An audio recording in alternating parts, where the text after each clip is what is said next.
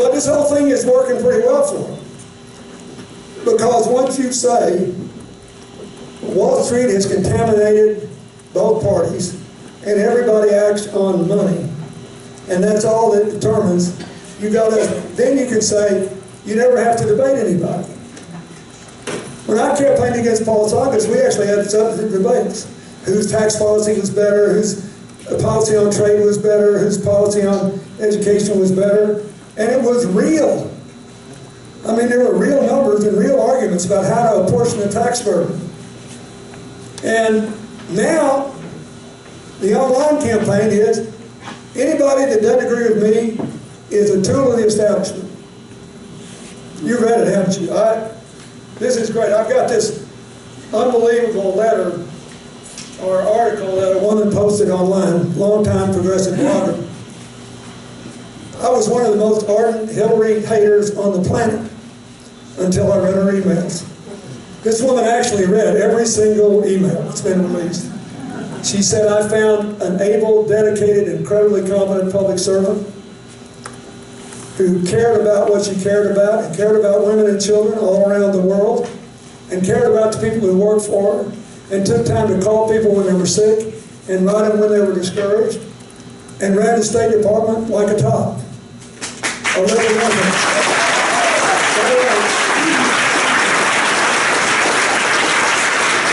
opinion agreed with by Henry Kissinger, no less.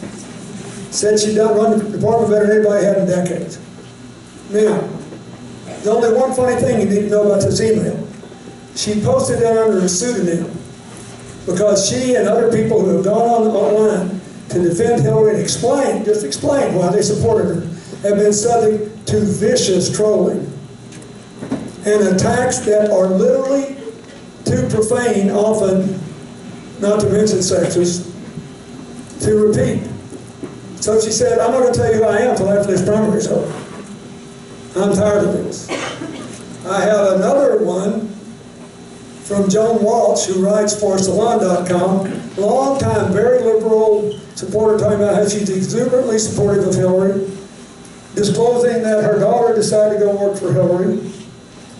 Why Planned Parenthood endorsed Hillary, because she's been with them every step of the way. And her daughter, she still lives with Hillary, and talking about how all four of them have been subject to these unbelievable personal attacks from people. How dare you be a part of the establishment?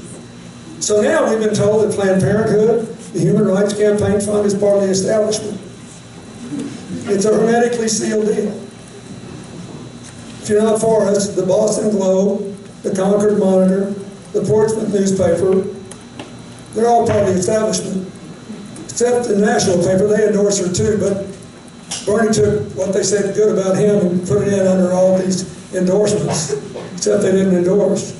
Today they used the veteran's name, saying he endorsed, he didn't endorse. But if you point it out, it just shows you how tied you are to the establishment. I mean, when you're making a revolution, you can't be too careful about the facts.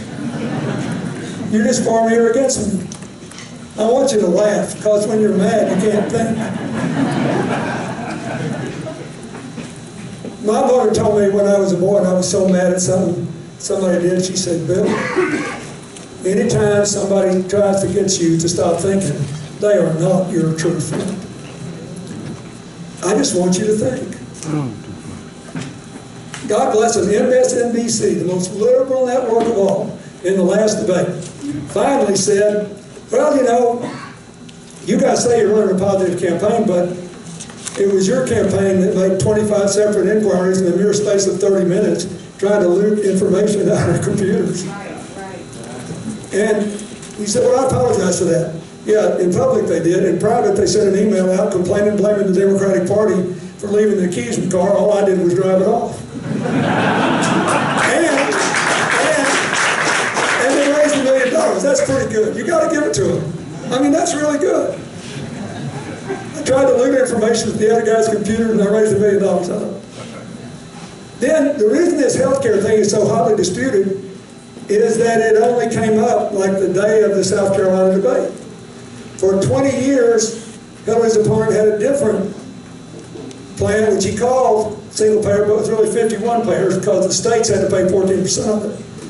Soon as people started to ask questions about it, he said, the establishment's out to get me. This is terrible. I've been for this for 20 years. Introduced it 9 times without a single co-sponsor. You raise another $1 million.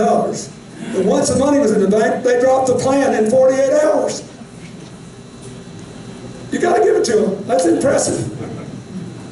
Impressive. But is it good for America? I don't think so. Is it good for New Hampshire? I don't think so. The New Hampshire I knew would not have voted for me if I had done that.